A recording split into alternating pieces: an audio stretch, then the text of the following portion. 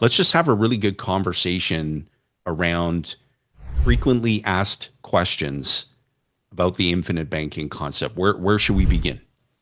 Okay, that sounds good. Well, I've scoured the interwebs, as you would say, and these are some of the frequently asked questions that have come up in popularity. I think it's in no particular order, but we'll just start at number one. Sounds good. So, what exactly is the infinite banking concept? What exactly is the infinite banking concept? The entire essence of the infinite banking concept is to control how you finance the things that you need throughout the course of your lifetime. And so if you just stop for a moment and think, what are all the things that I've already or will likely be financing throughout the course of my lifetime? Property, investments, vehicles, weddings, education, appliances. The list goes on. All of those items that you finance, all of that financing flows through the books of someone else's bank. Through the device of this concept, you get to gradually and incrementally gain control over how you finance those things while also recapturing the interest that you would otherwise pay to someone else's bank or someone else's finance company. The concept itself is ridiculously that simple. And as it was pioneered and engineered by my late mentor, the late Nelson Nash, who I was just blessed beyond the definition of good fortune to be mentored by for so many years, he reminded us of that so often. He said, the infinite banking concept is ridiculously simple. It does not need to be sensationalized. And more importantly, it's meant to be caught, not taught. And so for people watching, get your hands on this book because it really will change your life. And the title of the book is Becoming Your Own Banker. This book has sold more than 580,000 copies for a reason. It works. Isn't that good? Absolutely. And it is ridiculously simple. We are the ones that's overcomplicated. That's exactly it. People tend to either not think or tip the scale and overthink. You are going to have a need for financing throughout the course of your lifetime that is very extensive. And if you picture how much money has flowed through your hands up to this point in your lifetime for all those things that you've financed, that number is remarkably high. For some, it's in the millions. For most, it's in the hundreds of thousands. That is a permanent transfer of money away from you. Every debt servicing payment that you make to a credit card company, to a conventional bank, to your mortgage, to your car loan, every payment that you make is someone or some other institution's passive income. Let that sink in for a moment. Where do you want that money flowing to? Do you want it flowing back to the family where it belongs? Or do you want to continue transferring that money away from you and your family permanently, not just for you, but for every generation that comes after you? The infinite banking concept puts you in a position of total and absolute control, but it doesn't happen overnight. It's not an overnight light switch event. It is meant to be achieved over a period of several years, not several minutes or several days, several years. And that is something that we're continually emphasizing and getting across in the education that we deliver because of the instant gratification world that we live in. Instant noodles, instant lunch, instant food delivery. You've got drones flying over your head, dropping boxes all over the place from companies like Amazon. People want it now, but you're going to need the use of money for the rest of your lifetime. So of course it's not meant to be an instant gratifying event. The infinite banking concept is meant to be a lifestyle, not a financial plan. Well, and just like you said, from your family banking meetings, the kids get the concept. So they do. Well, and there's a reason that kids pick up on the infinite banking concept so quickly. And it's partly due to the fact that they have a higher degree of neuroplasticity and something that we teach, right? You can teach a child a new language at a very early age and they grasp it and they pick up on it very quickly. Whereas if you're dealing with an adult and you're introducing a new train of thought, the operative word being introducing, you're not forcing a new train of thought. You're not trying to convince your way to a new train of thought. You're introducing it. And people either catch it or they don't. And it may not be that they don't ever catch it. They may just not be ready now to think about their thinking. And Nelson, again, credit to him, he would begin literally every conversation, every talk that he would deliver. And he spoke across North America for decades. And he would begin every talk with one remark. Everything begins with the way that you think. Pregnant pause. And then he would say it again. Everything begins with the way that you think. And then he would get into introducing the concept. So he was opening that pathway to say, today is an opportunity for you to think about your thinking, not his, not mine, not yours, Ash, but to think about your thinking. And that is something that most people would rather die than do. Yeah, and for some people, it takes a lot longer to unlearn or undo bad habits that have been learned over decades, whether more of an institutional kind of thing. But I'm glad you held up a picture of Nelson because I think you'll appreciate this next question. So, who created IBC and what's the origin story behind it? This gentleman that you see, the late R. Nelson Nash, is the pioneer, the developer of the infinite banking concept. And what gave rise to the concept was that in the early 1980s, when interest rates skyrocketed, if you were a prime customer of the bank, you were paying 21.5%. I'm not a prime customer of the bank, and I've never met anybody who's a prime customer of the bank, and neither did Nelson. And so he found himself in a position where he owed $500,000 on real estate. He was very active in the real estate space. So at that time, he was already paying tens of thousands a year in interest. And you can imagine when the interest rate skyrocketed from 8% to 21.5 plus, he found himself owing a heck of a lot more interest than he had planned to pay. And people would say to him, just sell the real estate. And he thought, what fool is going to buy this real estate in the current interest rate environment? He had the solution to the problem right in front of him, and he didn't even realize it because he didn't understand the problem. And so when he thought about his thinking and said, wait a second, I can get access to money from life insurance companies at 8%, pay off the snakes and dragons at 21.5 plus, control how I finance everything that I'll need for the rest of my lifetime. He realized that the solution to the problem was paying more premium into dividend paying life insurance contracts that accumulate cash value right from the get-go. He paid no tax on the daily buildup of cash value. He paid no tax on the annual dividends, which once declared can never be repossessed, can't lose value. He took 13 years, the next 13 years, to get rid of the snakes and dragons. He could have taken the comfort route and filed an assignment in bankruptcy because his real estate partner did that. So Nelson wasn't only on the hook for his portion of the liability, he took care of the other portion as well. He didn't file that assignment in bankruptcy, although it was his right to do.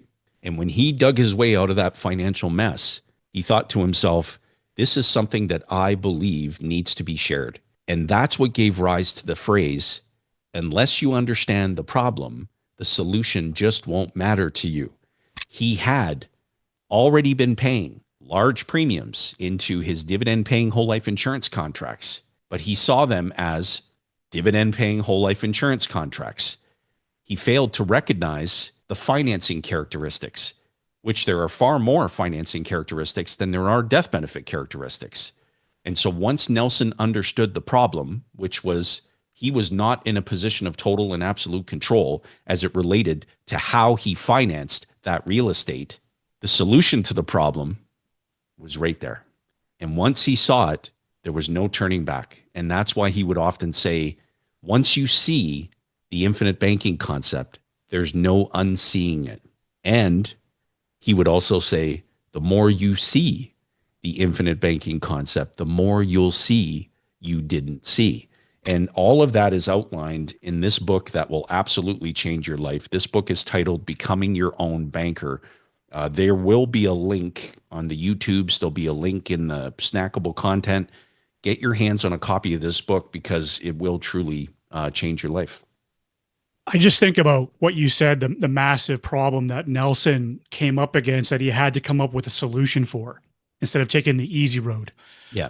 And so he had to go through and endure all of that to figure out what we know now as far from our, as far as IBC goes. And I just think that if people understood that, then they would understand what we are trying to accomplish by coaching them and explaining and trying to let them in on IBC ahead of time so that they don't have to go through and suffer the same conditions or the same thing that Nelson had to go through, right? So it's like, people come up against hardship and it's like success leaves clues. So, you don't need to take the hard road or make the same mistakes. There is a solution out there. And, that's what we're trying to, communicate to people, that if you just understand this and you start implementing it, you will be better off from day one, no matter what. I agree with you completely. And to add to that, the fundamental truths that Nelson shared were so simple, but so revealing when people really took a moment to say, wow, yeah, that is absolutely true. Someone must perform the banking function as it relates to your needs. There are no exceptions. And your money must reside somewhere. And so if that's revealing to you, where you think through, okay, wait, how have I been arranging my financial affairs up to this point in my lifetime?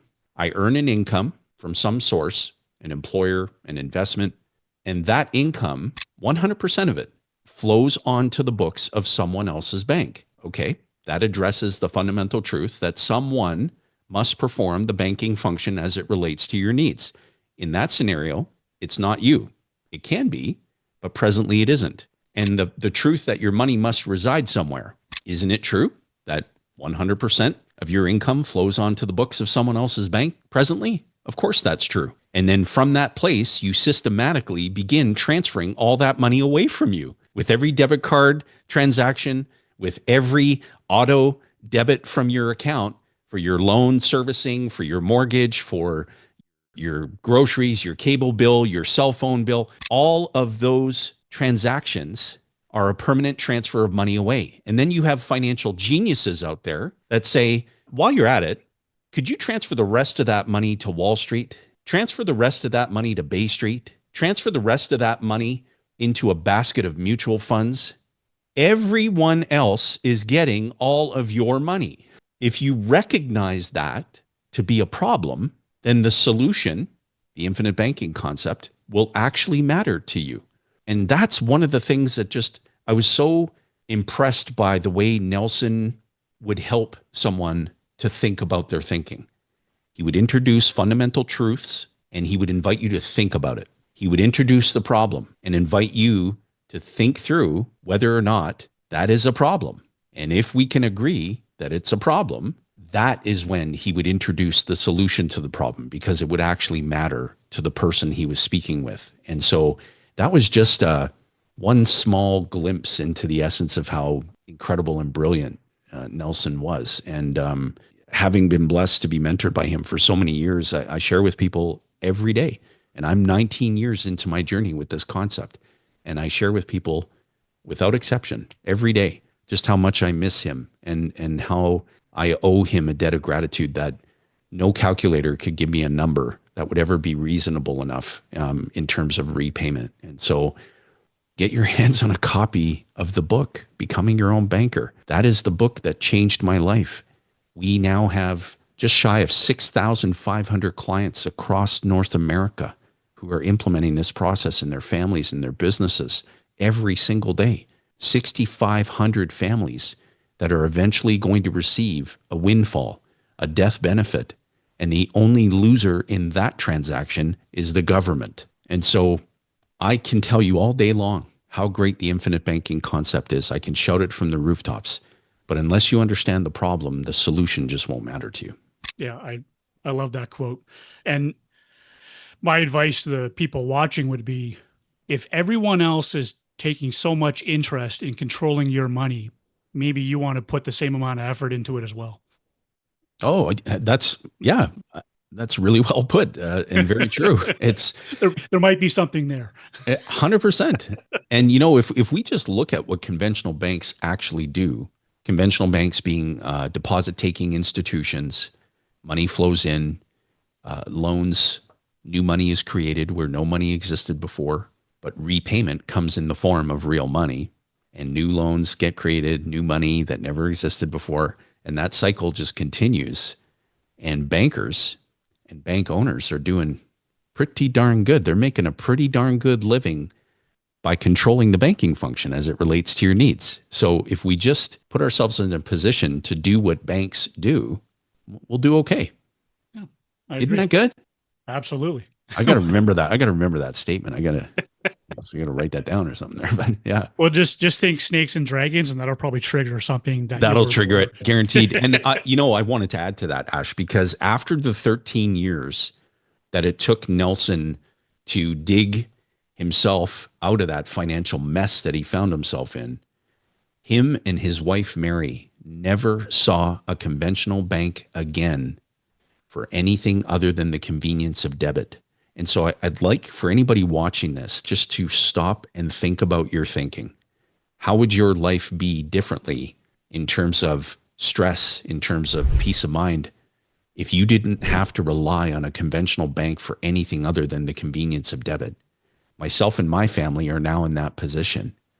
And when I first got going, Nelson told me it's going to take the average person 20 years to get there. 20 years. Well, I'm a high achiever. It took us 13. And I like to get stuff done quick. And 13 years in anyone's book today would be an eternity. But Nelson would remind us, he would say, listen, time's going to go by anyhow. Yeah, that's like that. It's just like that question. Well, how long did it take you to get into debt? Yeah, that's a really good point. And accumulate all that, right? Yeah. Well, it's probably going to take a similar amount of time to get out of it. You're going to spend a lifetime on one of two tracks.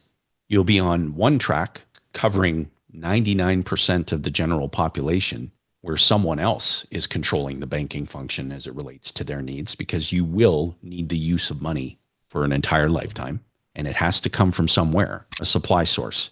You're either on the track where you're in a position of control, or you're on the track where you're not. There are no exceptions. And so logically, if you think about your thinking, which lifetime do you want to align with? Do you feel most aligned with?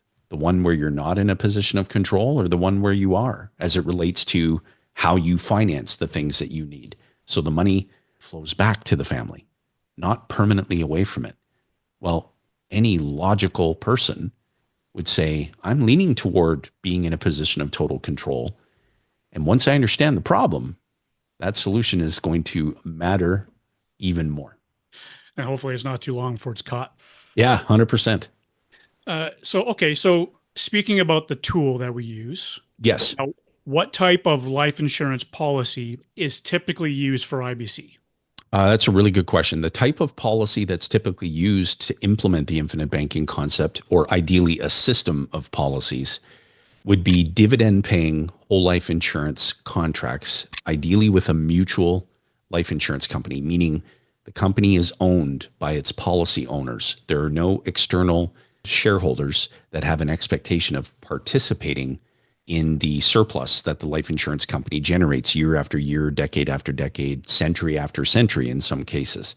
When Nelson said that he recommended that it be ideally a system of policies, I'll share with you something that you may have heard me talk about before, but it's so funny. He's standing at an event, he's on stage, and he's delivering his talk on the infinite banking concept. And somebody asked him a question. Nelson, how do you address diversification?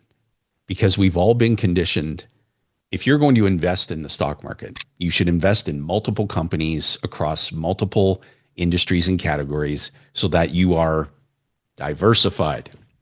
Nelson said, well, let me address that for you. I've got 48 dividend-paying whole life insurance policies in my system. 22 individual lives insured. Sooner or later, all of them are going to die. I'd say I'm pretty well diversified. I'm diversified in lives insured. And the whole crowd just burst out in laughter. And the person who asked the question was a really good sport about it. And it was just one of those events and moments that it was, again, just a glimpse into the essence of, Nelson could be quite funny. He could be pretty witty when he needed to, but he was always trying to get across something that was a coachable moment, right? And everyone in the room went, wow, yeah, like he's got a really good point. If you're diversified in lives insured and you know that everyone has a best before date, nobody has a lease on life. And when that date comes, and it will come, there will be a windfall of tax-free money. That's far more than you ever paid into the policy and far more that you ever borrowed against the policy. And the family gets the money exactly when the family needs the money the most. Isn't that good? Like, we've had to fulfill that duty of care in delivering death benefit to grieving families. And we honor that duty of care. Every life insured is now a hero to that family. Every single one. And so for us, every time we have an opportunity to put that in place, it's not just for all of the advantages and benefits of controlling how you finance the things that you need. There's a death benefit thrown in for good measure. Isn't that good? Yep. Personal monetary system with the death benefit thrown in for good measure. That's exactly what he said. He would have renamed it. It's fantastic when I love that. And that example that you gave of Nelson's diversification, I mean, that right there in regards to IBC is like the definition of risk mitigation. Oh, 100%. Yeah. And doesn't that align? Like, if you think of a mutual life insurance company, no stockholders, the dividend paying life insurance policyholders own the company. Every single one of those policy owners means that there's a life insured. That person cared enough to insure either their own life or someone that they have a beneficial interest in. That's who you're in business with. A very large pool of people who cared enough to do that. What a wonderful group of people to be in business with, huh? Yep. Large pool of like-minded individuals. 100%. Ash, this was fun. Yeah. This is a good time. Anybody watching on the YouTubes, I hope you enjoyed it. See you soon, Ash. All right. Take care.